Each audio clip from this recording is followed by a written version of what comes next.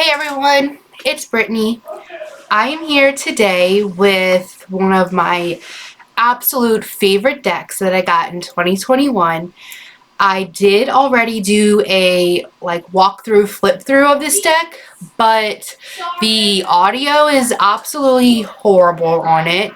I cut in and out, and it's not fair to this deck. This deck deserves so much more justice than what I gave it, and I am really excited. I'm going to do a deep dive of every single card, what the card means to me, or what I see when I'm interpreting the cards. I am really excited. So let's get in. Boop. All right. So it is the Förhäxa Tarot by MJ Cullinane. I have it in one of my favorite knit bags.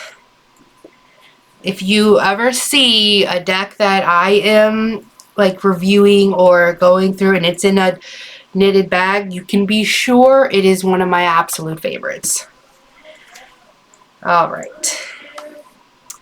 Oop. I have a little, I like to keep, little things in my bag, herbs and things like that. Just okay. This is the backs. This is the guidebook, and the box it comes in. I bought this directly. There's nothing in it, so it's not from the website. It is an amazing deck. I don't really use the box too much. I keep it in my bag. Okay. And of course, I totally forgot to put them in order. So give me one moment and I will get these in order. 1 second. Okay, I'm back. They're in order. And I would like to first apologize that if you hear my daughter and my husband in the background yelling, they are playing Fortnite and they can get pretty rambunctious, should I say. Okay, so we'll start off with the Fool. What I love about this card is that it's more of the sense of the Fool as in the naming, because I see this fake creature sitting up on this beehive. To me, that just seems a little foolish, right? Because these poor bees are down here working so hard, and this fairy's just sitting there like they're the queen almost. The benefiting from their hard work, or having that naive expression here that you can see is almost triumphant. And I definitely feel like this character is being very naive, and you can see the bird almost yelling, or is yelling at her like, hey, you shouldn't be here, right? But who's gonna stop this fairy? Because it doesn't look like anything could stop her. And I think that's really neat, because it gives in that there's no leap of faith. There's more of that essence of maybe I don't belong, but who's gonna tell me that I don't? Because I'm here, I'm staying here, and there's nothing anybody can do about it. Will she, in the end up getting stung? I don't know, but time will tell, right?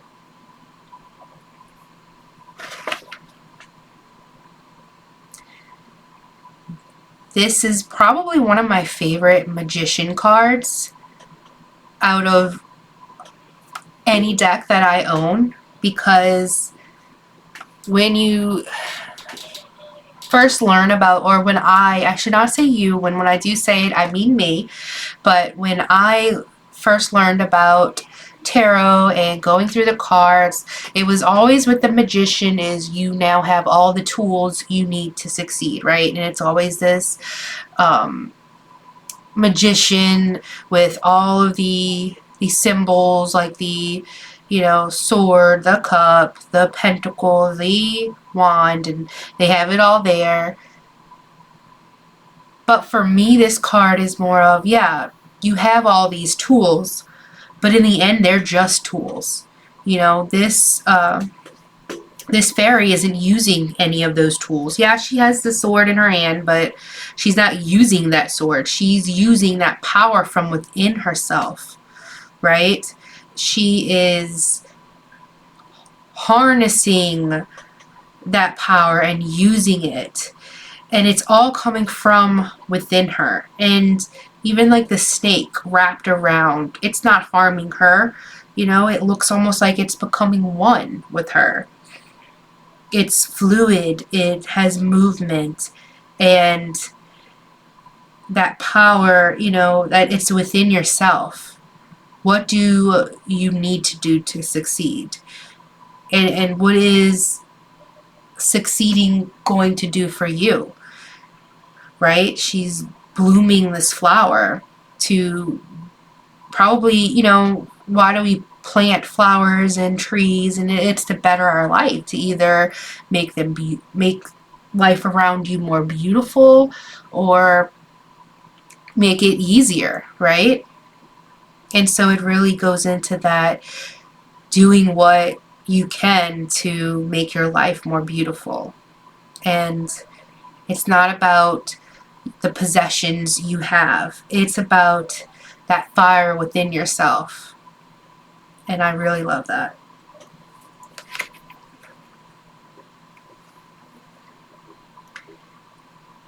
Here with the High Priestess card, and I've always had trouble with the High Priestess and the Hierophant, right? I never really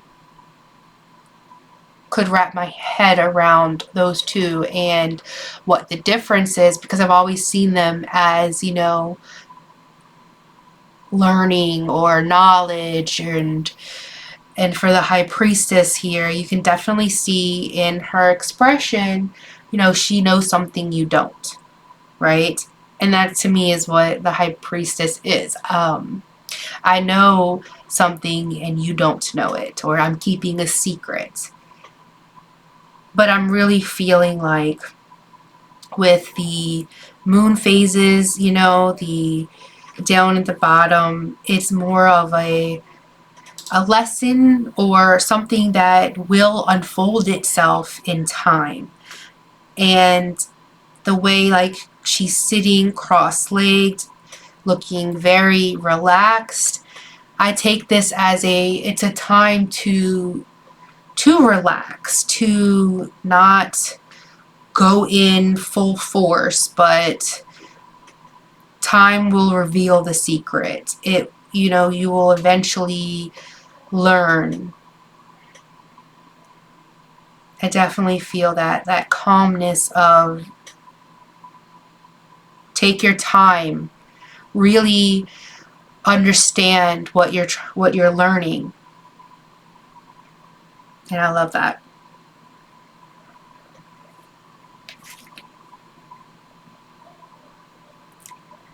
Such a beautiful Empress card. I love all of the like flowers in the background, and you really get that sense of the Empress, you know, with creation, because that's ultimately what I take away from the Empress. And it is another card that I've always not struggled understanding, but struggled with in the sense of you always see it as like a motherly, maternal figure, always usually pregnant, which she is, you know, and I always try to take that as in with, you know, creation and creating something bigger than yourself. but for someone who has struggled with like a miscarriage and struggling with feeling like I am not worthy, you know, because I mean, I don't mean to go into too much about this, but I have had a few miscarriages in my life, and it really affected me, as in a sense of, you know, why don't I deserve this? Why am I not worthy? And it really hurt, especially, you know, pulling an Empress card and seeing this beautiful pregnant woman. And it really did help me, though, understand that you can be the Empress and not be a mother. But very, very fortunately, I am a mother. I have a beautiful daughter. I'm so grateful for that. But what I mean is, you don't need to be that motherly figure if you know, never had a child. But it could be just harnessing that, creating something that will outlive you, right?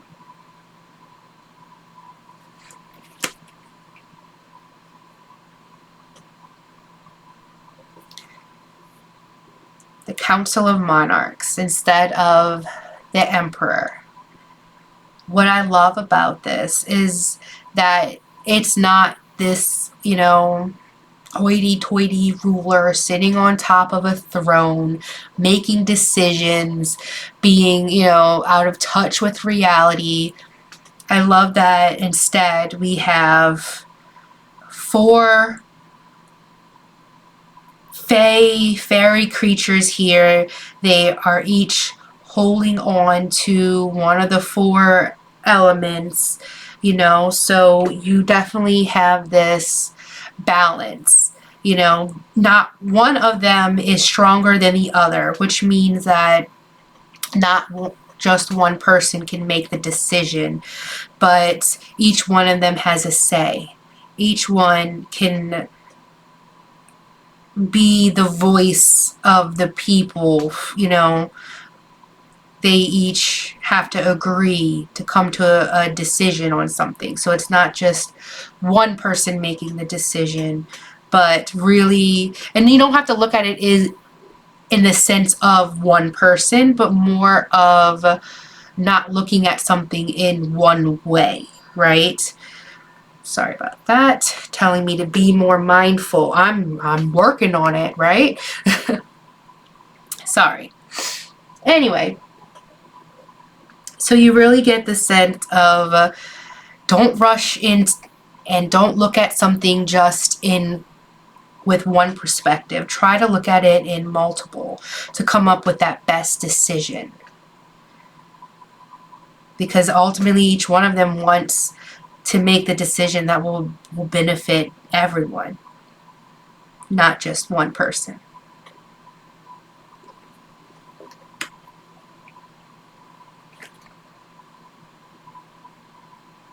And here with the Hierophant, what I really love about this card is you can get the sense that when you pull a card and you see a person, you always try to think of it as they're the main focus, right? You're looking at this fairy who is looking down, who almost looks sad in a way. Oops, sorry guys. There we go. Get myself into focus.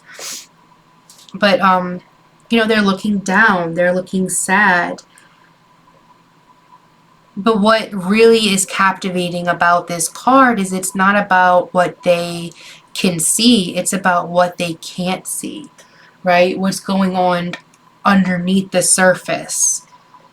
What's happening down here? What's all of this growth that you might not be aware of, but it's happening, it's there.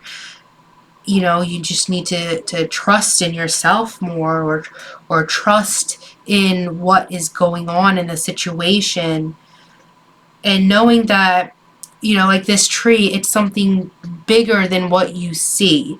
Yeah, you see how tall and strong, but you're only seeing half of it. You're not seeing everything that's going on underneath. And I think that's really, really beautiful. Hopefully I can stay in focus.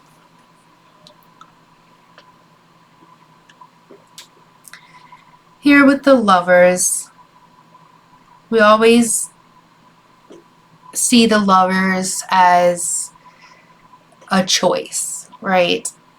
And if you look at this card in that perspective, you know, are these three fairies, are they choosing to all be together?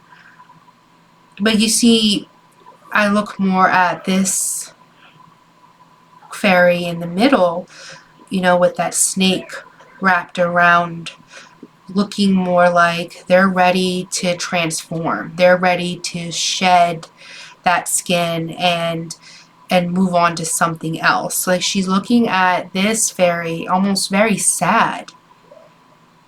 And this fairy just seems like she's not sure why they're sad.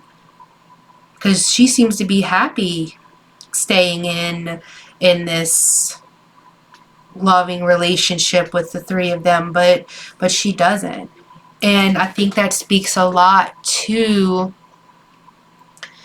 not really having a choice on who you love, right? I mean, if we all really had that choice of being able to choose who we love, would we be in the relationships that we are in today? And it almost looks like she feels like she doesn't have a choice because she loves this fairy so much that she's willing to stay in something that's not ultimately making her happy because she doesn't want to leave behind, right? And then you have this fairy over here who just looks almost, you know, angry or upset. So it definitely feels like, are they happy? Are they choosing to stay in this relationship and it's ultimately hurting them, or do they need to choose something else?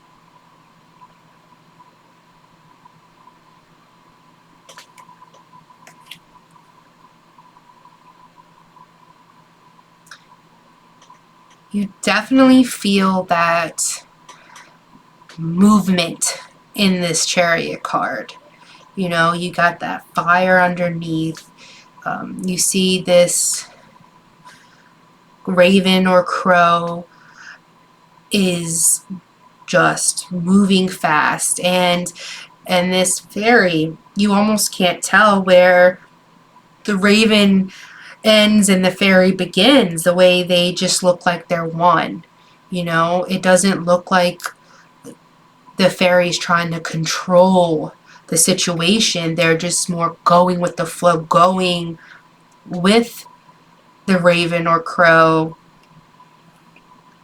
letting that control go and just move, right?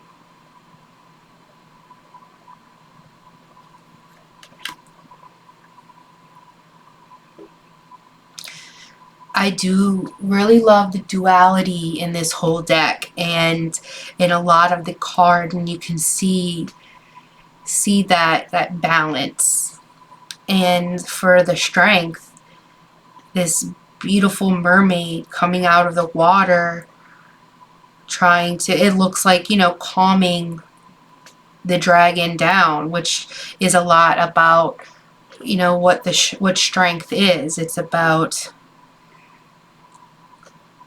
not being forceful with strength, but being soft and gentle, knowing what the situation needs.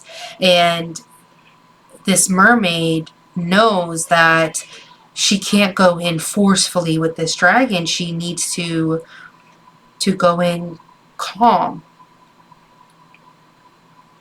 And it's really beautiful. I love dragons and mermaids and fairies. So I just really love this deck so much.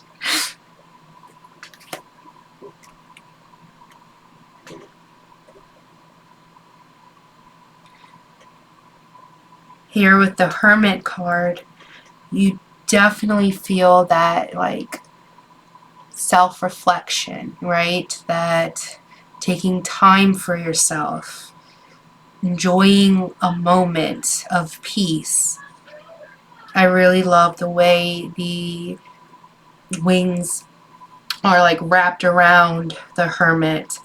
And what I also really love is, I mean, I guess you can say like they're the lanterns behind their Hermit, but that light is coming from within, right? The Hermit looks transcendent. It looks vibrant, and it just needed time of peace, of quiet, of self-reflection to get that light back.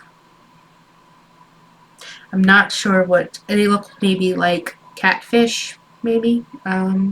Although catfish usually have more of a flat bottom. I was just like noticing the whiskers. I'm not sure what kind of fish this is.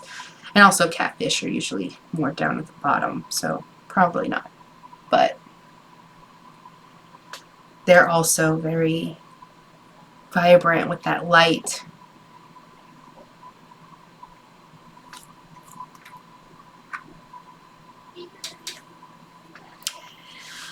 Oh, the Wheel of Fortune. Again, you can kind of see that, you know, the fire over here, and I don't think that's water. I see it more as air. And what I love about the Wheel of Fortune is the way that these two fairies are working together to, you know, make it day, and then they'll like turn the wheel to make it night, and that you get that sense of that cycle, right? The cycle of repeating, of, you know, day and night, of the wheel going around and around.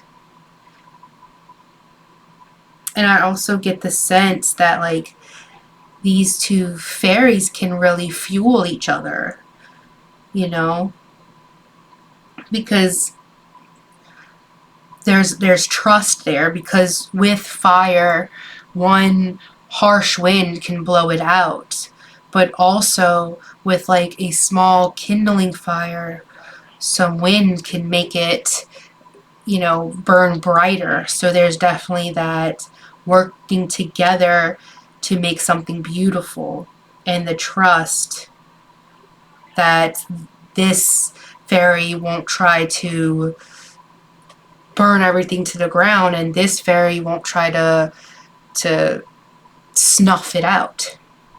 So I really love that.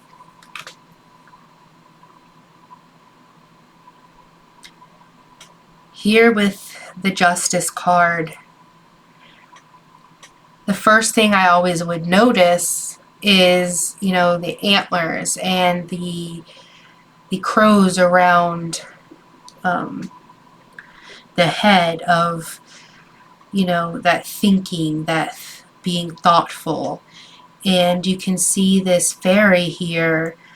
It looks like she's been there a while, because you see all these vines like growing, and that stagnation of being there for so long, maybe a gatekeeper almost, you know. You come up across these two doors, and where do you go from there? Which door do you choose?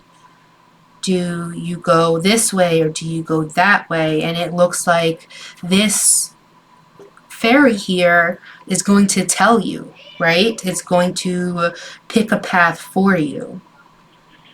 And I look at it as, with the Justice card, you come up to a point in your life where the things that you have done before to get to this point? Was it the right choices? Did you make the right choices in your life, or to go on to the next chapter? Or do you need to really look at the things that you've done in a way of, is it gonna come back to bite you in the butt? Is this snake gonna bite you in the butt because you've done things in your life that you either regret or now could have been wrong? And what makes me think of that is, all these like red poppies down here. Because for me, poppies symbolize, sacrifice. And you usually see poppies as a symbolism for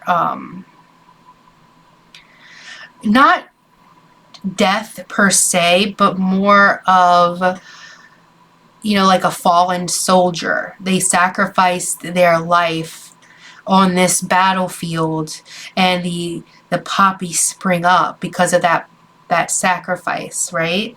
So it's like, what have you sacrificed in your life?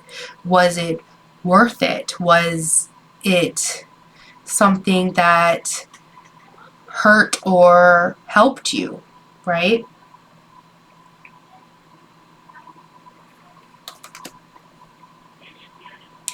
Here with the Hanged Man, you can see this fairy of just letting go, right? Were they stuck before and they found a way to just lean back and let go? And even though this seems to be like the main focus of, turn your world upside down, look at things from a different perspective, I tend to focus more on this creature up here, the way they're holding on. And it's like, are you holding on to this hanged man? Are you holding on because you don't want to let them go, or because you're trying to hurt or harm them, right? Are you helping or harming? And I think you can look at that in a situation of, are you holding on too tightly to something that you should let go of, right? Are you looking at their perspective, or are you stuck in only seeing it your way and not wanting to let go of that idea?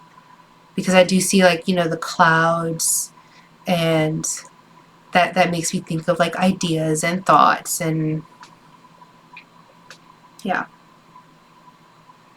I know I'm probably looking too much into the deck, but that's what I do when I deep dive. I look into depth of not of just what the creator wants you to see, but what do you see?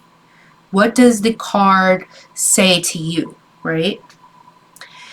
And here, you see the moth wings, and moths. Ugh, okay, sorry. Let me get some water here. We're on to death. Time to rejuvenate. Okay. You see the moth wings, which moths usually have a symbolizes with death. Symbolism with death. And the little fox creature here, letting go, resting, dying, and how gentle death is being. It, just, it's time. It's time to let go. It's time to be reborn. You've lived a long, beautiful life. It's time to move on to the next chapter. So you can take that as a, it's time to transform. It's time to let this go so you can grow. So you've hit that pivotal moment of completion, and it's time to start anew, which you definitely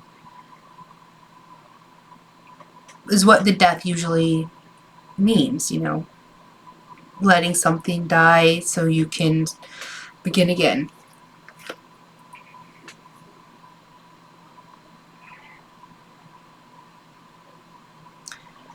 What a beautiful temperance.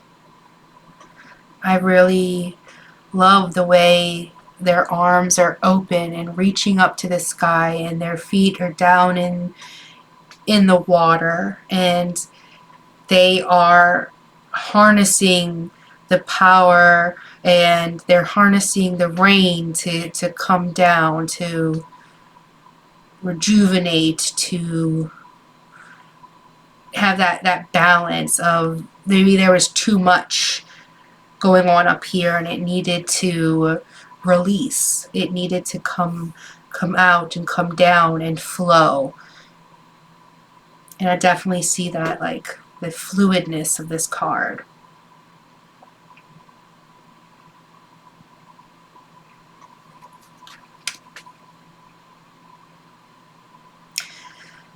What an incredible devil card.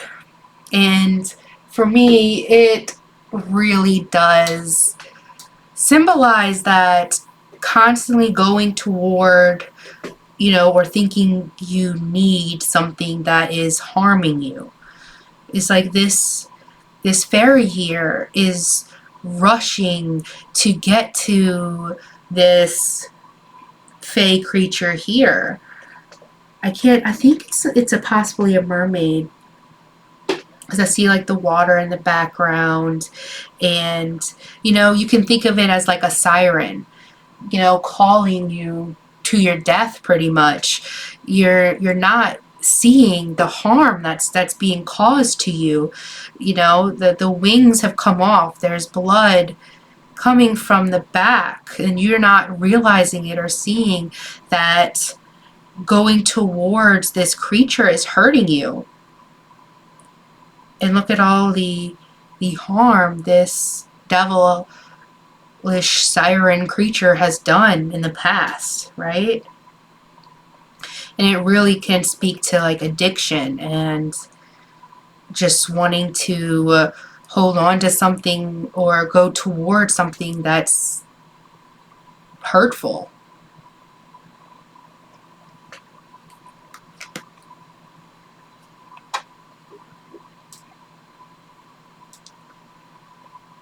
Look at this tower and all the destruction that comes with it.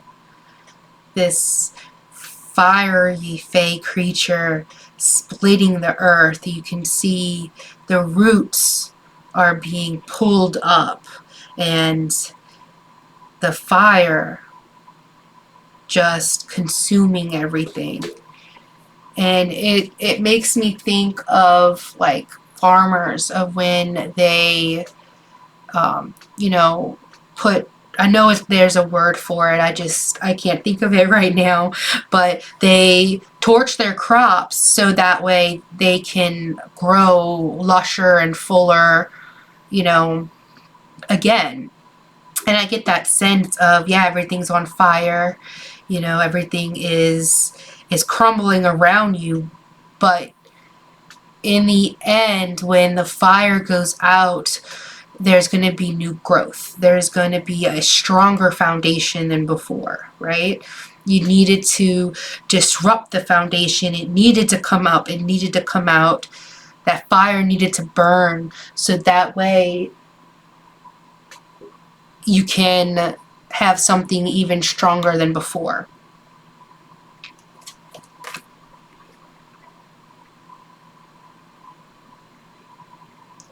What a beautiful card. Because as you can see, with the destruction, you know, and the tower coming before the star, you do see all that destruction, and then here all this hope, all of these beautiful flowers, you know, sprouting up.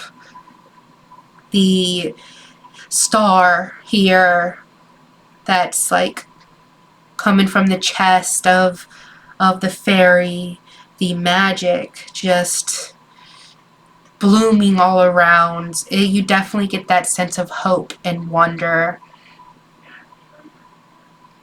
And it's so beautiful.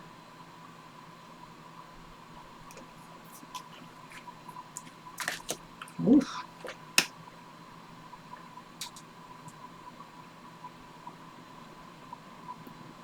Here with the moon card, you can see all of these shadows around this fairy. And it almost looks like they're, like helping the fairy. The shadows are kind of comforting the fairy, but when you turn on the light, where you put that moon, that luminescence, that light, the shadows go away. Are they really there helping, or are your eyes closed and you're not seeing what you need to? Because you can see here, it looks to be, is this the same person? But it also looks like they could be holding hands. And that's where you see the moon when you turn it upside down. So it's like, what are you seeing? Is it real? And is it time to open your eyes?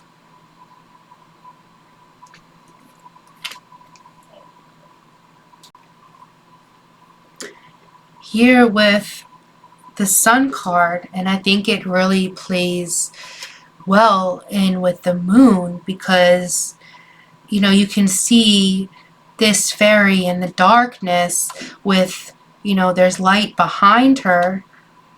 So is that fairy here in the dark too afraid to come out into the light, right? To open her eyes and come to the light. And you can see in this card, there's this,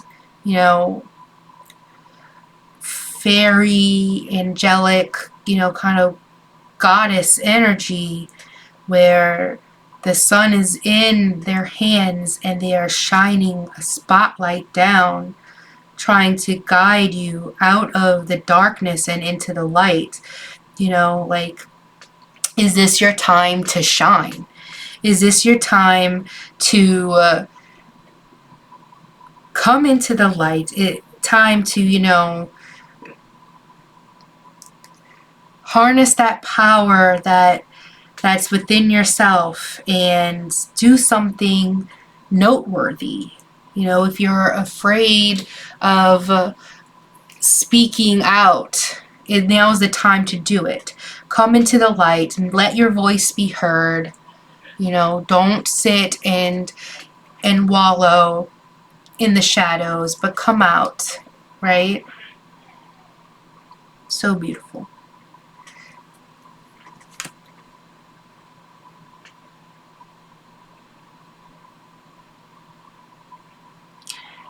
Here with Judgment, and I think you see this kind of energy a lot in cards about how,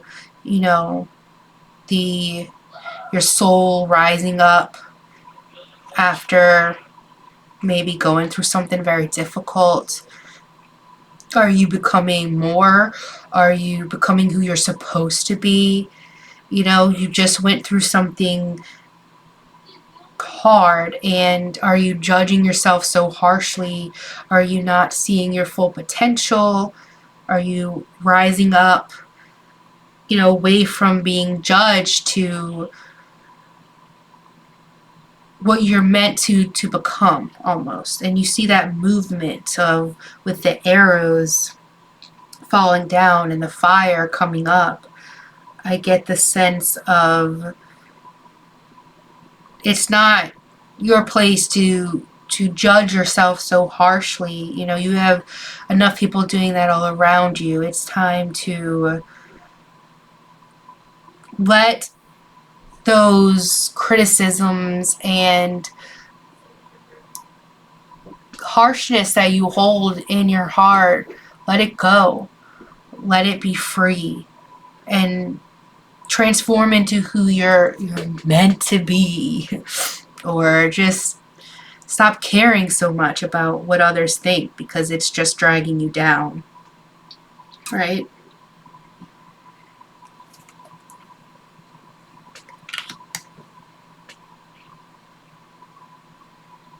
Beautiful World card. It reminds me of Tangled, you know, with all the lanterns. It really makes you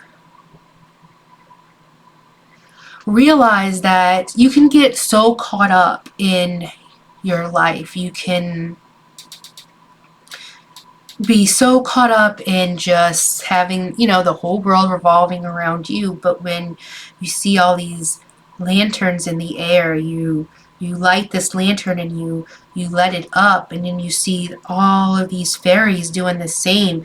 It puts the world into perspective, right? If each fairy lit a lantern and let it go, and you see thousands, if not hundreds of thousands of lanterns in the air, it makes you feel small. It makes you feel like there's something bigger than you ahead. And you definitely get maybe that sense of like completion. You know, the celebration, especially, I guess, going into the new year. It's January 2nd today, and you just get that sense of like, it's time to start anew. Let the old go. It's time to start something new. The new year has begun. Let that fire up into the air and start again. I definitely think I see that too with, you know, the trees here looking bare, and then the new flowers coming up. You definitely get that sense of, you know, winter turning into spring.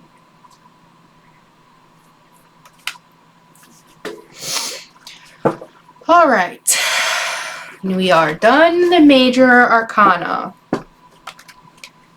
Let's go into the minors. I'm just going to take a sip of drink.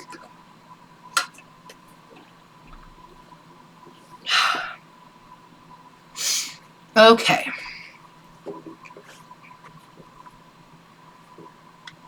Here we are with Ace of Fire.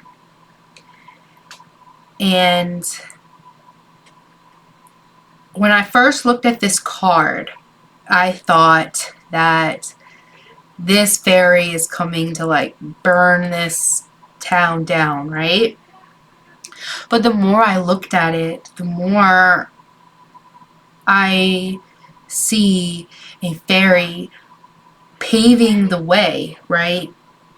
Holding on to that fire in her hands to show that the other fae maybe that are in Förhäxa, that there's something else beyond, right? Because you can kind of see she's looking ahead.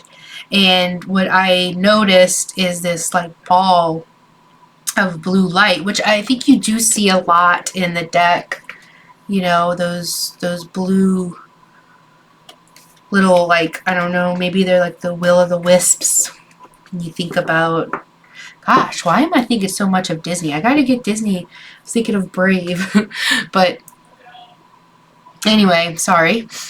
You see this like this ball here, and it looks like, you know, she was following that and discovering something new.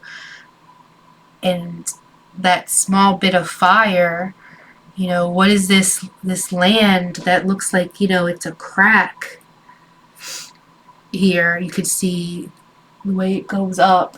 It's like a fire itself, right? Doesn't it kind of resemble this fire here? So it's like following that light, following that passion. What is it going to lead you to? You know, you're going to realize a whole new world is waiting for you. You just have to follow that light, follow that path, and see what's waiting for you on the other side.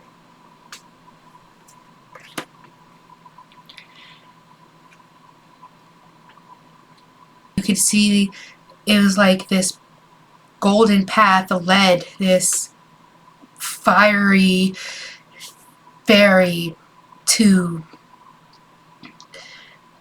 this portal where you see maybe like Förhäxa on this side and the city on this side, and it's like they can go anywhere, you know.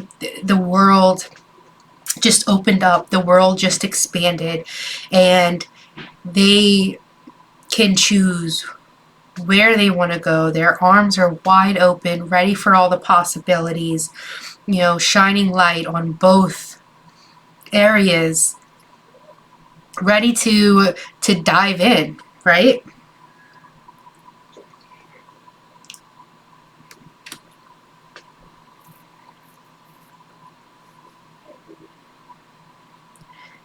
And here with the three, you can see this fairy with their hands up again, you know, calling into something, and you can see the fire over their head, like this spark, this idea, and as they shoot these flames, it's almost like they are crumbling what's above to lay a new path below, right? Because you could see these fragments, these sharp pieces of glass, like breaking that glass ceiling almost, right? That are falling, and here are landing on what this looks like a cliff. So when they would walk up, you know, they would see like they couldn't get to the other side. So they decided to use that passion, that fire, to create their own way, to create their own path, so they can cross. And that's really, really beautiful. And a great way to look at the Three of Wands. If you don't see a way, make it your own. Make your own way into this world.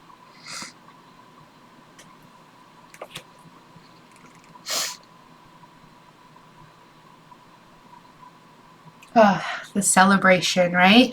The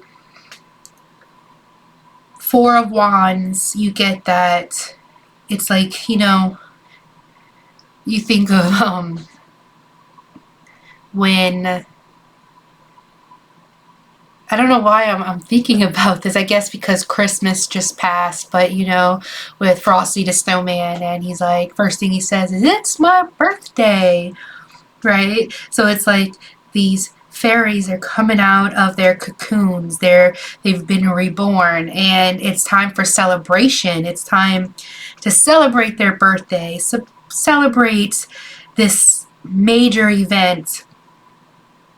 And I love that you can also see these like little volcanoes that were warming them, keeping them warm and cozy.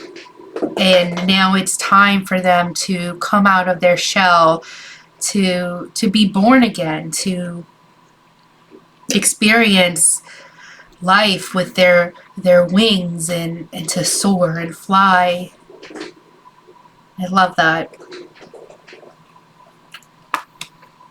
Love this, love this Five of Fire, this Five of Wands, because it looks as if this fairy fell into this viper den, and they are not afraid. they are stepping on this snake's head here. This snake's about to bite them, but they have this fierceness, this power within them. They are going to either like charm these snakes, they're going to fight these snakes. They look so in control, right? All of this this chaos around them, but they are not afraid. They are going to harness that chaos for their benefit. And I love it.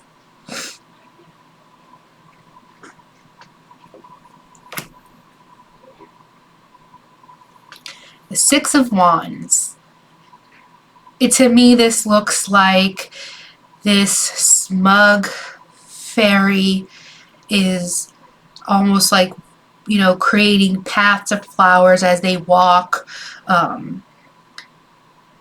You know, you see like all this gray, but as they walk, they're making all of these flowers bloom, and they have this like halo of fire around them, like, here I am, bitches, right? Celebrate me. And she has this just like smug look on her face, like, I am triumphant. I am just amazing. So, you know, look at everything I've done and give me the praise that I deserve. Oop.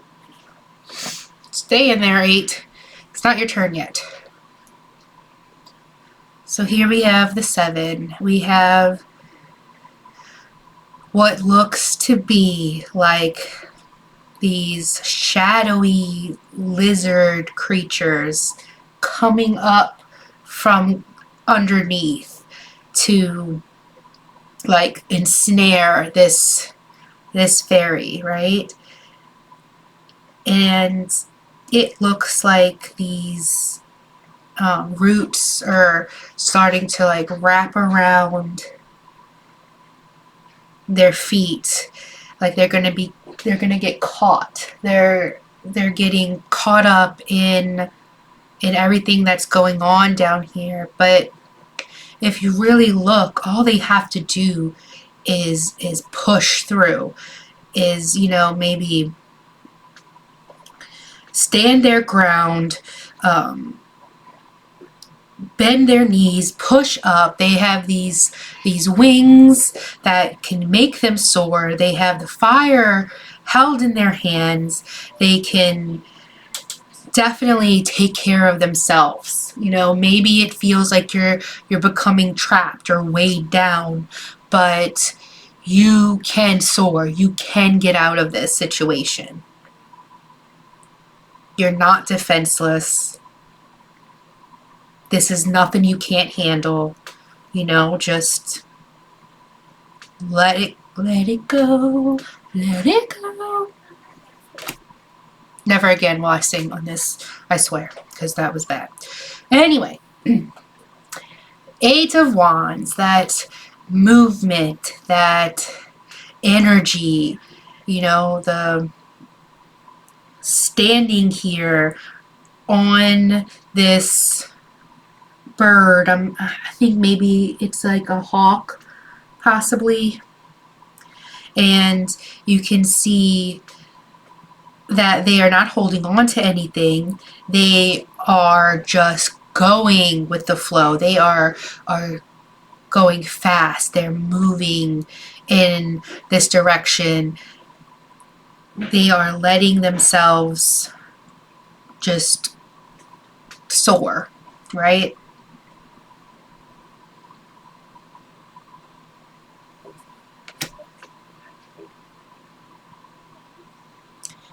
Again, you see all of these poppies that I like to associate with that sacrifice. And you can definitely tell that this fairy has sacrificed. They are beat up, they are worn down, but they are not giving up. And everything that they've sacrificed that's behind them, and They are looking toward that goal, toward what is coming for them, and they are ready. They are ready to take it on.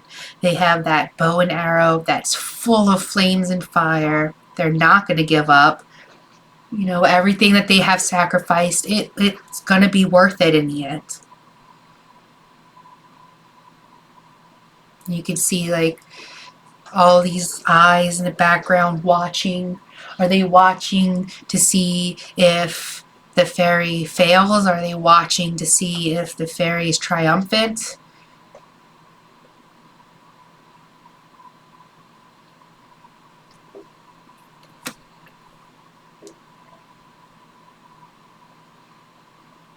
Here with the 10, again, you see like the poppies down here. And that just gives me the sense of everything that they have, again, sacrificed, you know, for all of this weight on their back, this burden, but they don't look like it's such a burden that they can't handle. They know they're doing this for a good reason. It's going to be so worth it in the end.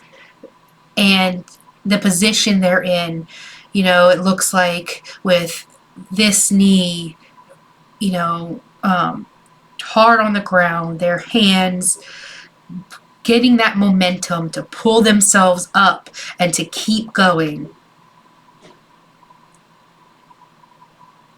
Love it. Love it. All right. Now we have the Page of Fire. The holding that small flame in their hands, you know, maybe they have just learned how to harness it. They just learned how to create this ball of fire, and it's time to nurture it, right? It's time. You got these beautiful flowers down here. You can see all of the growth around them. They are ready to harness this. They are ready to begin for that youthfulness, that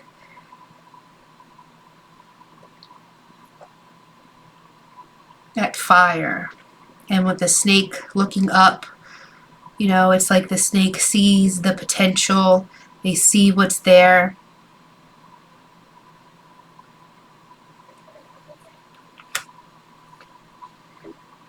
And here with the Knight, it looks like, again, they're, you know, have that snake wrapped around them.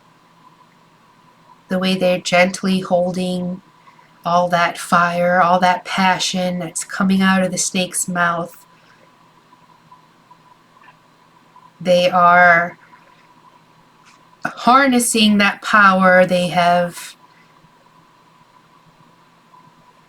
conquered, I wouldn't say conquered, but have like became one with their passion, right? They are the knights, so they are the warriors, the ones who are ready to battle.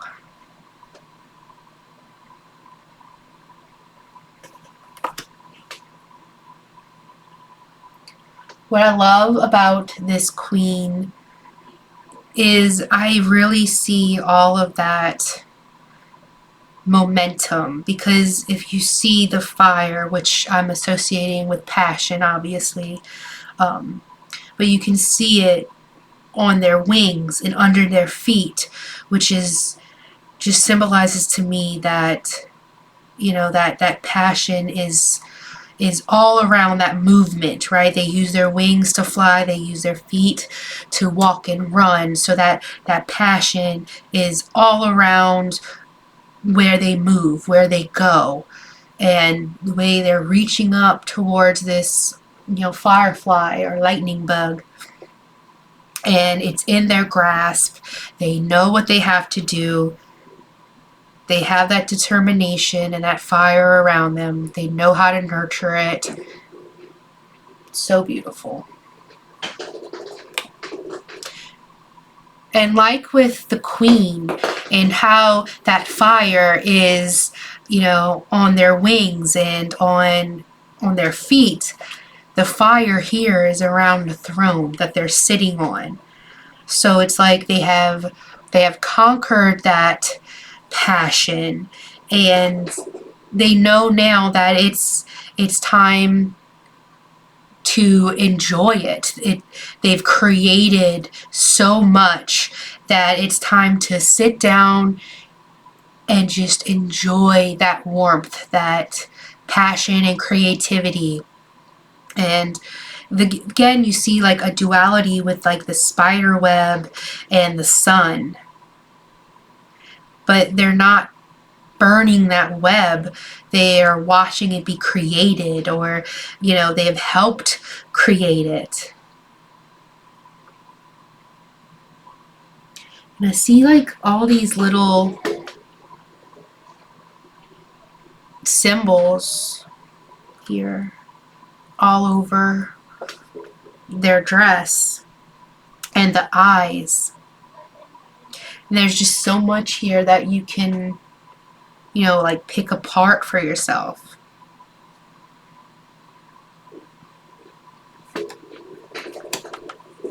Okay.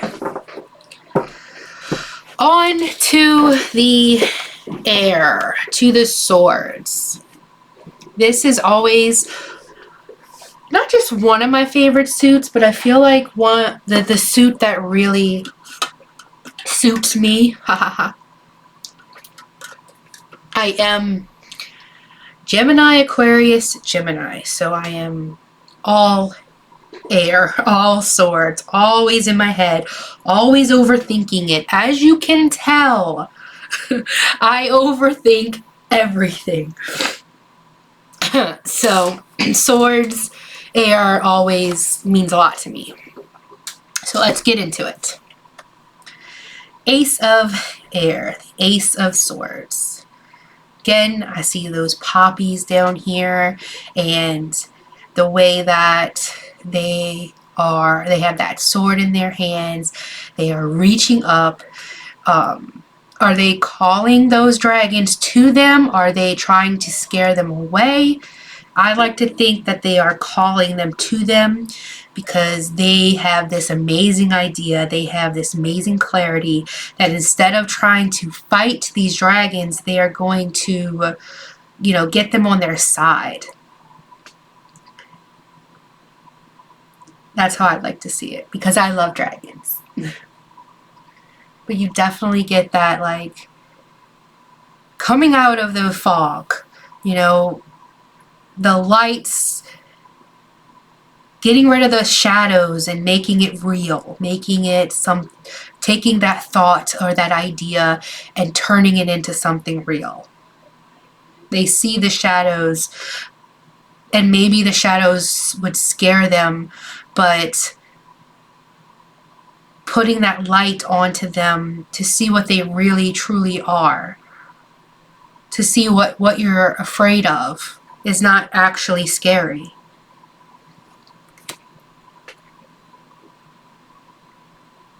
Here with the 2, you can definitely feel like this fairy here has been standing there for a really long time, right? Because it looks like, you know, like this is a cliff and they are standing right by the cliff, and you can almost see like roots coming out of their feet almost. Like they've been just standing there for so long, not knowing what to do, not wanting, like closing their eyes, not wanting to see, right? They're all up in the fog. They are being held by the shadows. This shadow has them by the wing, and this one, you know, by the dress. Like they're not wanting to let them go.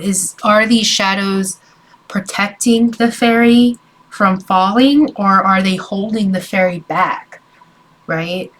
If the fairy would open their eyes to see what's beneath them, to see, the potential that's there, but they're not. They're either purposely closing their eyes so they don't see it because they're too afraid to, or something's holding them back from it.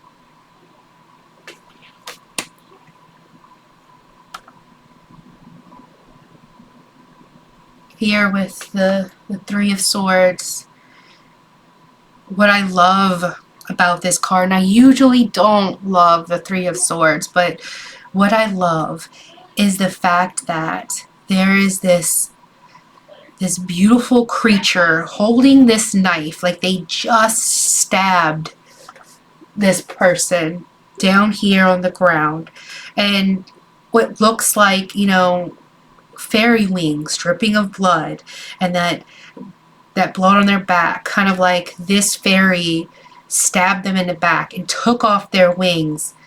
But this fairy down here is still reaching up, reaching out, almost like they hurt you so bad, so why are you still trying to call out to them, you know? Now is the time for you to let them go, let them leave so you can heal, right? You need to get out of this situation. You don't need to stay in it. They have hurt you. They are not good for you. So, and you're still alive. They didn't kill you. They didn't, while they took something from you, it's not anything that you can't get back for yourself. So take this time to heal and let them go, right?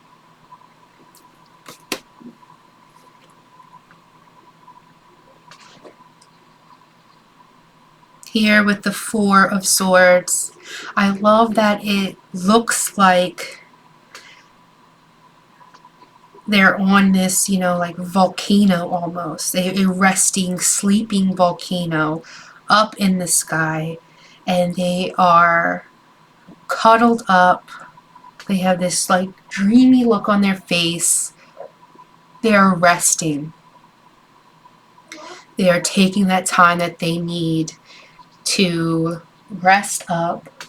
You can see like the snake skin down here, like they're shedding out, like shedding the old, shedding what doesn't fit any longer to make room to grow. And it speaks to that needing that rest, needing that time to yourself so you can be better than before, right?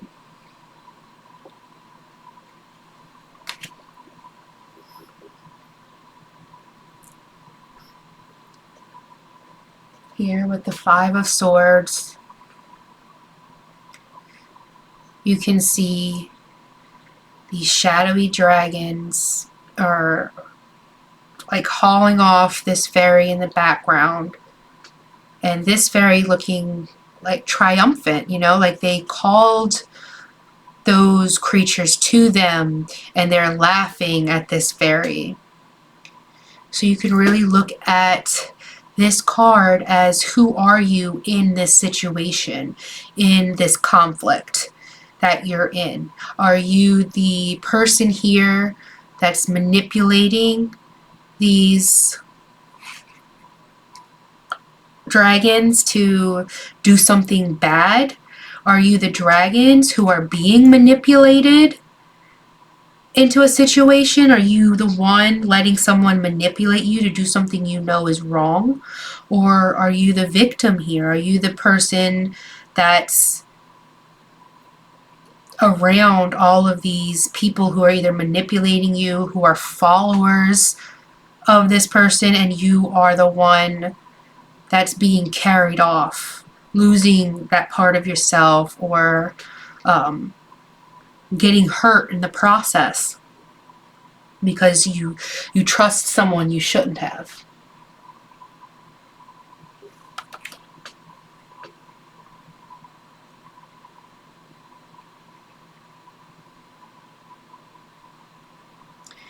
Here with the Six of Swords, you can see that they are crossing this river. They are shedding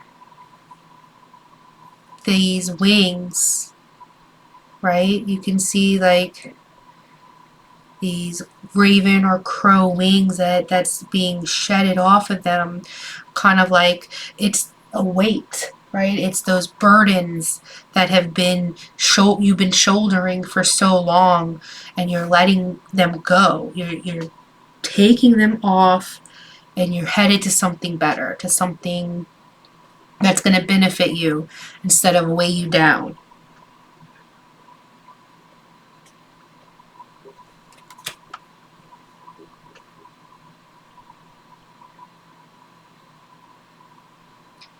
Here in the 7, you see the Council of Monarchs here with all of their elements and these golden feathers, and then you see these 2 golden feathers here, kind of like this.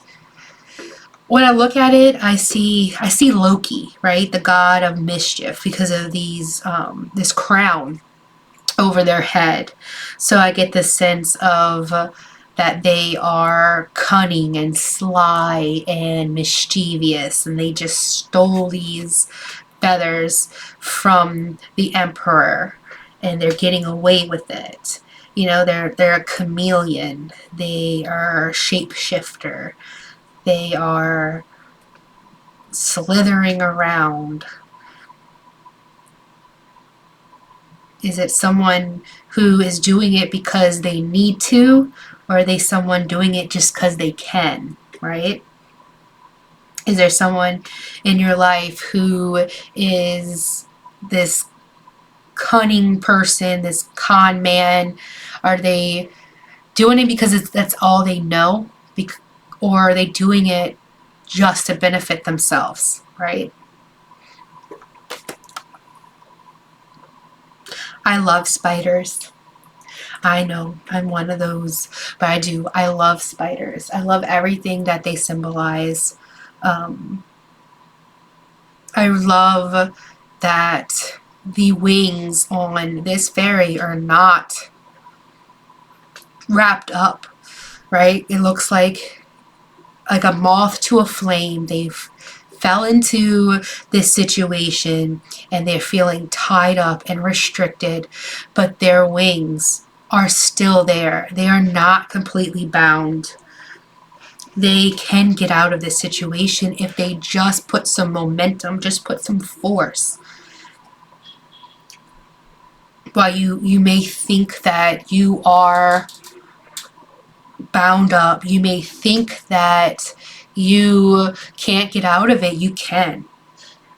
If they just push out, flap their wings, the spiders will go and they will be able to just lift off. They're not as stuck as they think they are. Oh, what a beautiful card.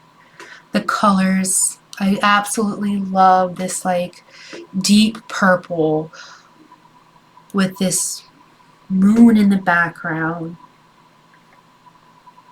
And it's like they're trying to sleep, but they see all of these little,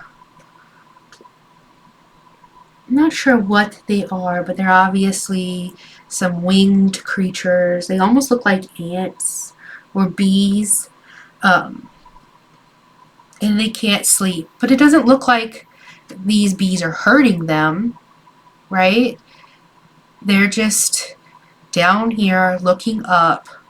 And it makes me think about how when you're trying to sleep and you start thinking about everything that you could have said wrong that day, or, you know, should I have raised my voice? You know, should I have been more calmer? Should I? You know, but none of that's going to help you now. There's nothing that you need to do right now that you can't deal with or handle in the morning. So take your time, rest. Don't dwell on what you can't fix right now, because it's never that bad when the sun comes up.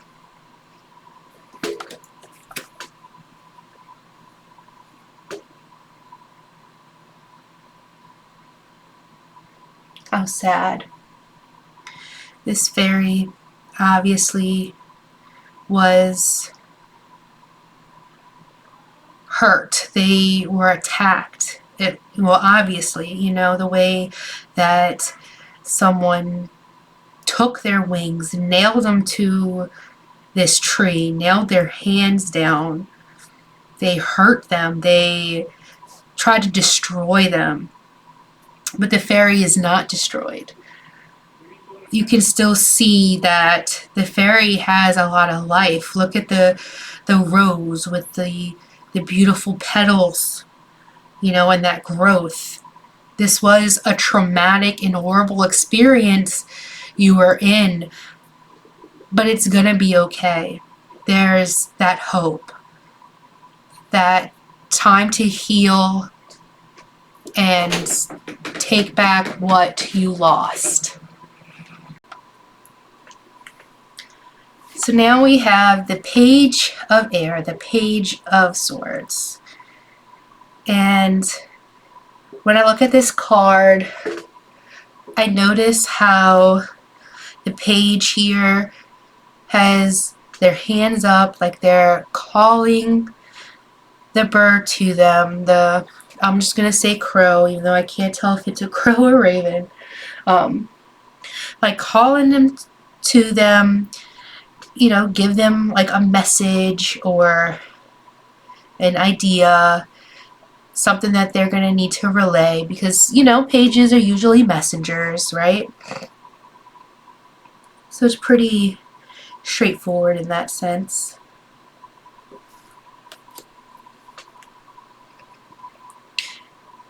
And instead of for the night, where this one looks like they are calling the message to them, or calling the bird to them to give them the message, this more looks like the night knows the answer, knows it, and is sending their bird off with that knowledge. You know, they have the answer and they are passing it along. They're giving it to the bird to go and spread the word, right?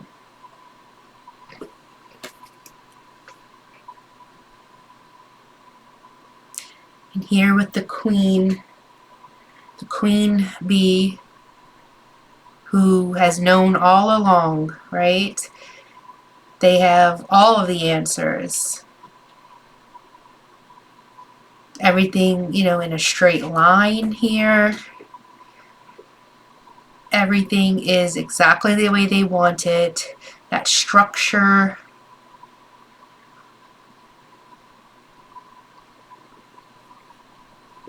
Everything in the tip of their finger right there. Such a powerful card. And here we see the Elder, the King of Swords, sitting on their throne with that knowledge high up in the air. All of the crows surrounding them.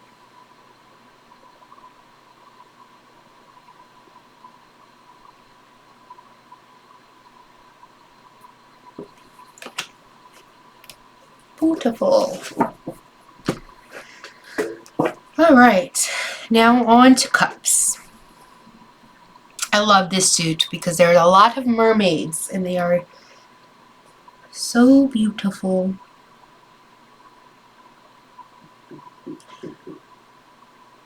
What's really cool about this is, instead of, you know, the hand holding a cup, the hand's holding a mermaid, like they just reached out, scooped the mermaid up, and is holding the mermaid in their hand while the water falls. And the mermaid does not look scared.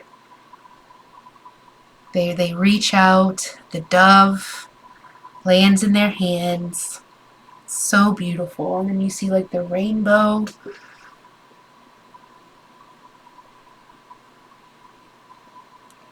The way that you see the mountains behind them. You just get that light with the water and the rainbow being created. And that swirl. It's so pretty.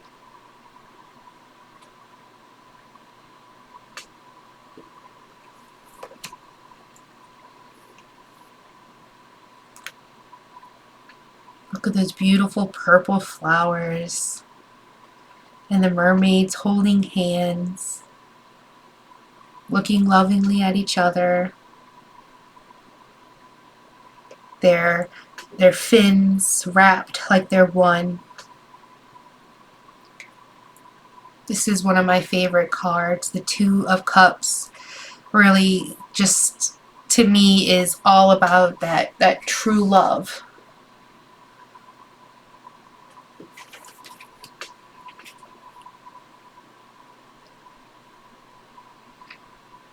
Here we have the three mermaids working together, holding up the shell. They're happy. If only one of them was holding it, it would probably be really heavy. But as they work together, as they hold up that shell together, it's beautiful.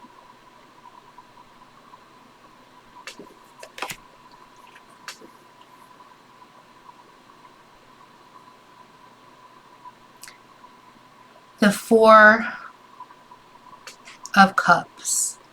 It really gives me that narcissist feeling, you know, that they are just so, this mermaid is so into themselves, staring at themselves in the reflection, and this fairy looking like they want to approach or they want their attention, but the mermaid's just too caught up in their own beauty to notice anything else around them.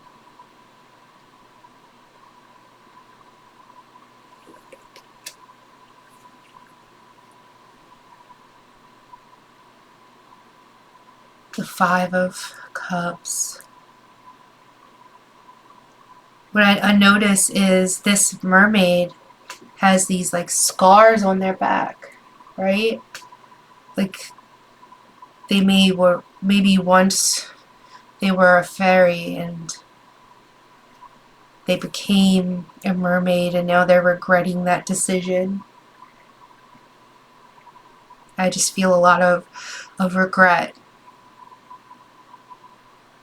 And again, the poppies with that sacrifice, you know, they sacrificed their wings for a tail and doesn't look like it was worth it.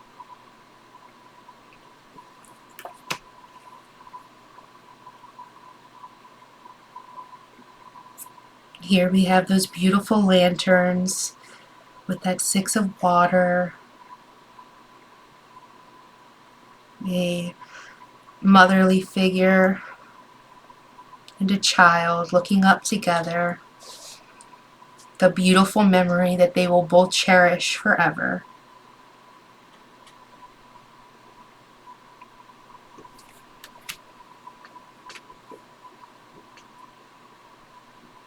And here we have the Seven of Cups.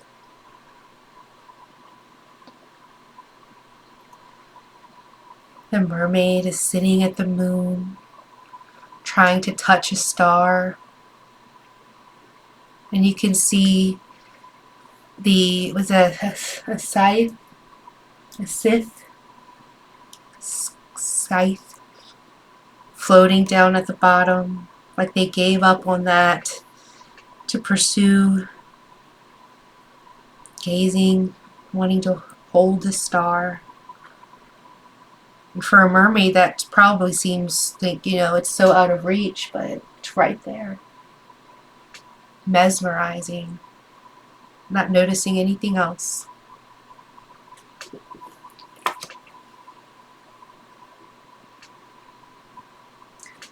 Again, we have, you know, like, it looks to be transformation, right? We have the butterflies.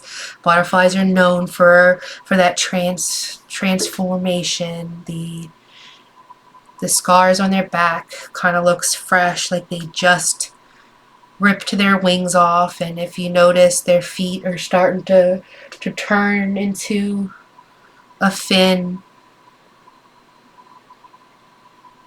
They are ready for a new adventure.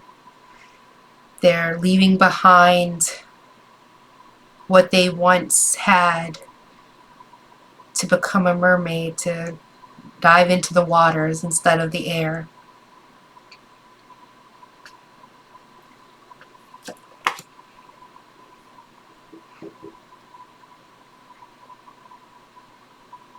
Here in the Nine of Cups,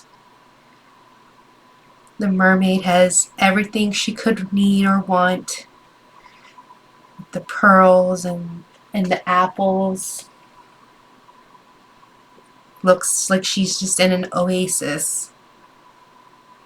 Happy and content with everything that she has.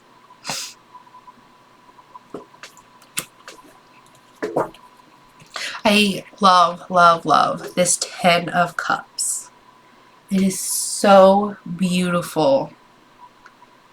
And the way that, to me, it just feels like, with the Ten of Cups, you always think of, you know, family.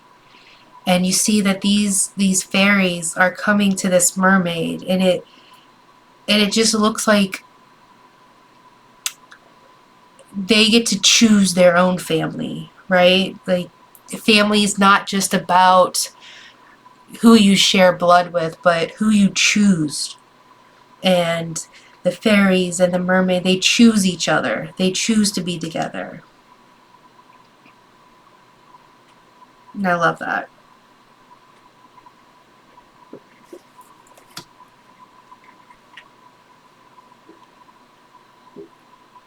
Here with the Page of Cups, holding what looks like a shell in their hands. I feel like with each of the pages, they're always like reaching out to something, right? In each page. Ooh, look, see, Page of Fire. I turned right to it. The Page of Fire. Let's see, the Page of Air. I'm going to put these three aside just to see if the Page of Earth is the same. But the way that they're all holding it out in their hands, calling it to them, right?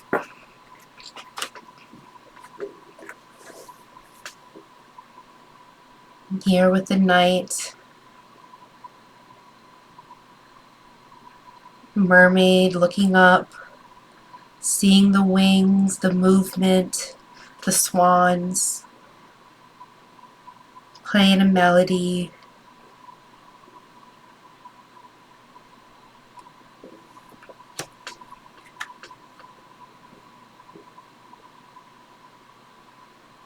The Queen of Cups with the pearls around her neck, sitting on, looks like a squid maybe, just going with the flow, going with the tides, just being in control of those emotions, right? Letting them embrace her.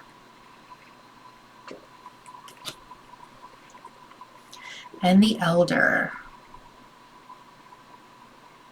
in charge of their emotions, knowing exactly what they need to do, exactly what they're meant to do, just The way that you see one hand up into the clouds and the other bringing down the water. Just taking it all in and putting it right where it needs to be, right? Putting that emotion where it needs to go.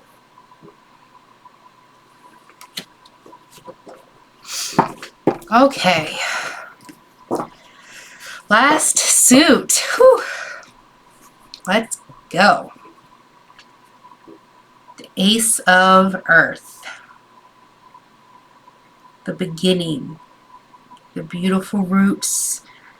The seed sprouting.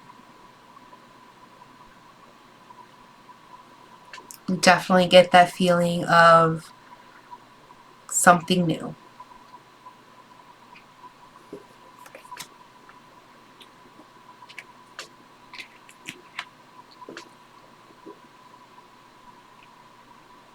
What I love about this card is you do definitely get that feeling of balance, and the way that like they have multiple hands doing, you know, something different. Two of the hands are nourishing the plants, nourishing the roots, and then the other two, one's reaching out to the butterfly, making sure all of the flowers are blooming. They look content, like they're not taking on too much. They have that balance.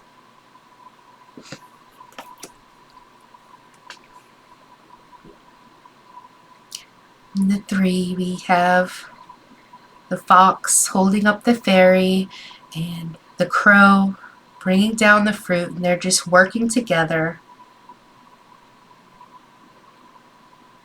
If one of them were trying to do it alone, it would just be too hard, but they know working together is how they're going to get it done. Beautiful.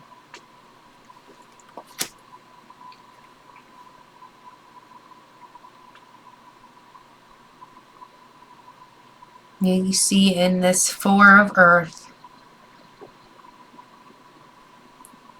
she is on top of these seeds, like she is keeping them from growing.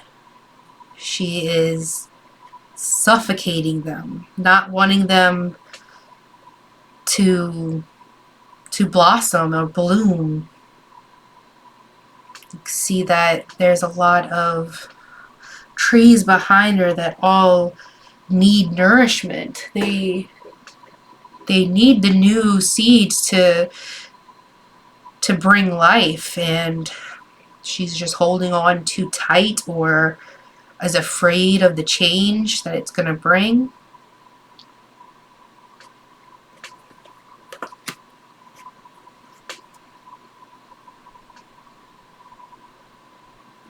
Five of Earth. The wolves surrounding. Are they there to hurt or help? If she look up, is she going to notice them?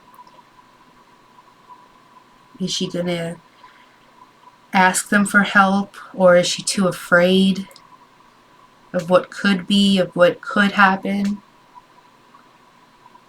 You'll never know until you look up and ask, right?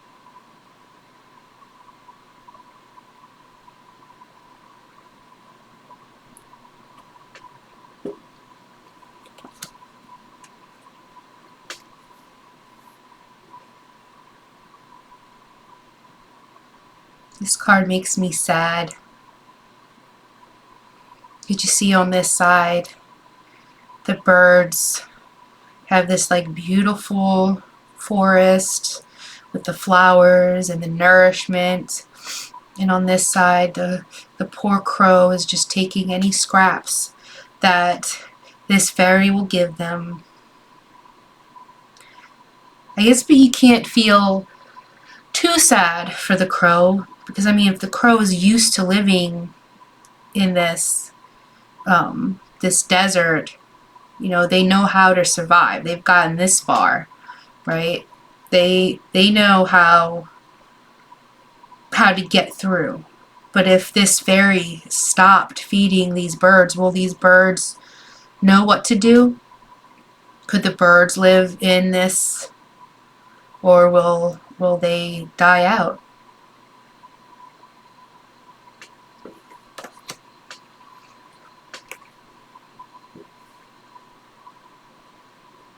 The little fox drooling, wanting to eat. And this fairy reaching up, checking on her fruit. Is she noticing this snake trying to take a bite?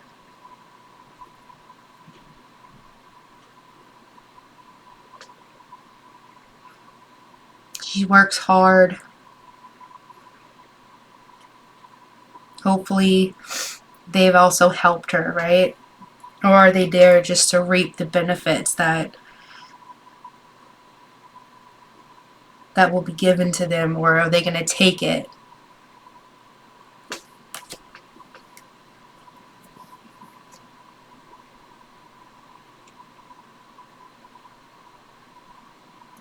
All the beautiful bees getting nourishment from the flowers, and this fairy making sure the bees have what they need. The beautiful roots growing strong. So gorgeous.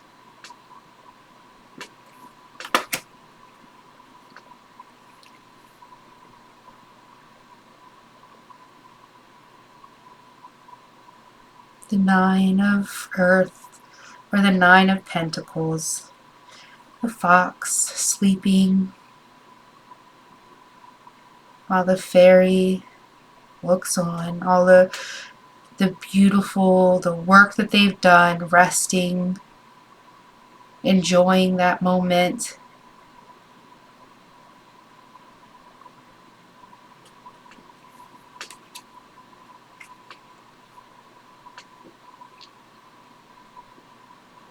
I love this card with the ladybugs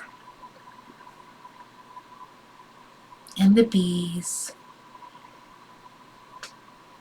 and what looks like the mother and daughter working together.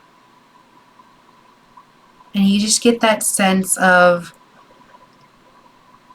the creation and doing this for her daughter, right? Doing all of this work so she'll have something to hand down to her daughter, to always keep her nourished, and her daughter will one day take over and also do the same. That legacy, right?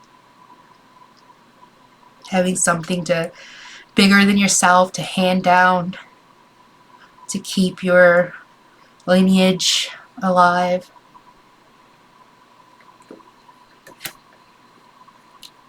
Now we have the page. Each page definitely just has this like bringing something in. That's beautiful. Opening the apple and seeing the seeds, the beginning.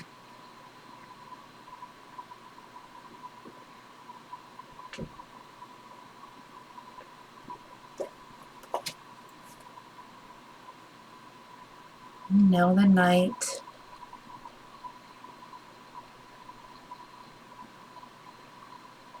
It looks almost like she's stuck.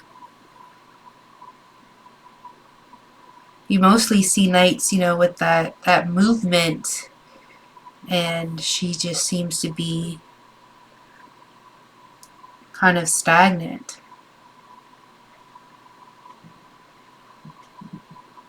I'd love to see what the guidebook says. Let's open it up.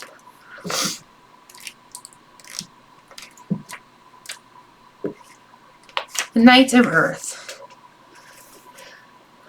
The Knight of Earth lives in the deep old growth forest where the land is humid and lush. It is her job to slowly break down the fallen trees and those animals who have passed, to incorporate them into the soil, where they will be reborn. It is a long, slow process, but her dedication allows the forest to evolve and grow. When walking in the woods, you see a cluster of mushrooms on a falling, rotten tree.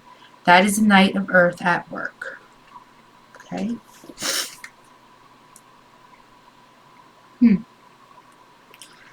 The Night of Earth brings the stamina needed to complete a job. That takes time and dedication. You want this energy near you when you're facing a tedious task that you must complete. Think about that time you had to write a paper on a boring subject. The energy that helped you get through that right there, my friend, is the Night of Earth. I call on the Night of Earth when I need to clean my house. I can easily find distraction after distraction, but not when working with the Night of Earth. Nope, even the baseboards get cleaned, because the energy of the night is complex and it needs to be balanced. Too much of this force can be not so great thing. Out of balance, the night is stubborn and fixates on one small portion of the task. It can lead to pessimistic feelings as you begin to feel as though you will never complete your job in this lifetime or the next. The Night of Earth also doesn't reverse direction or pivot too quickly. When the Night of Earth appears in a reading, you need to ask yourself if you are dedicated or just stubborn, unwilling to try something new. Okay.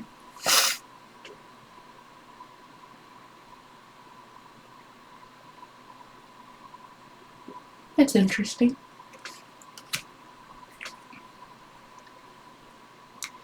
And here we have the Queen. I definitely feel that like abundance with the bunnies in the background and the flower. And having the vines.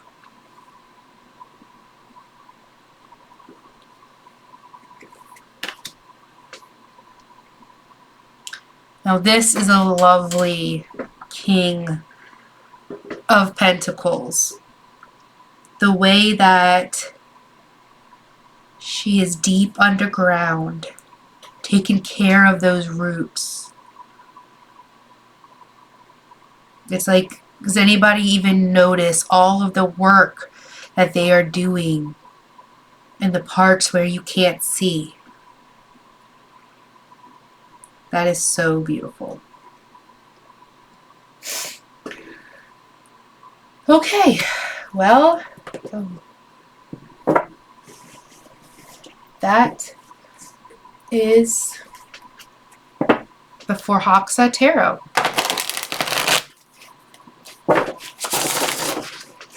Shuffles wonderfully. It is absolutely one of my favorite decks of 2021, and I really hope that you enjoyed me going step by step by step through every card.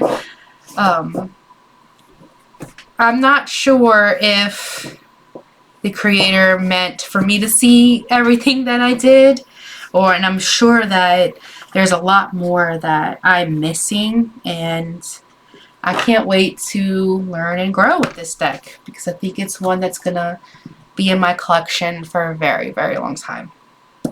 So thank y'all so much for watching, and I hope y'all have an amazing year or new year. So bye.